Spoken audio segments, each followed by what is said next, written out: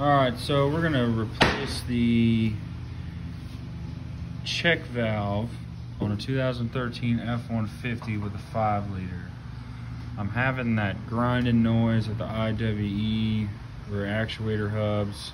Taking it to 2 shops, nobody can figure out what it is, and I found a couple of videos online and the noise sounds very similar to what I'm hearing, but it's really hard to reproduce. So this is before, and I paid like 50 bucks at Ford for the part. So hold on. Alright, so I got that new one on there. It's really easy to do, but just make sure you you don't press real hard, because you especially don't want this right here to break. But you have to take, here, can you come hold this light? It literally took about a minute to do. You have to take this one off. Well, I took this one off too, so I could get to this one better. And then you gotta take this one off, and then you gotta take that one off. But just kind of make sure they're on there. See how that wants to press down?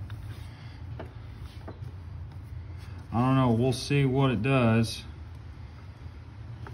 because nobody else knows what the hell it is. Ford did give me this diaphragm of all the hoses. See? That go down to your actuators.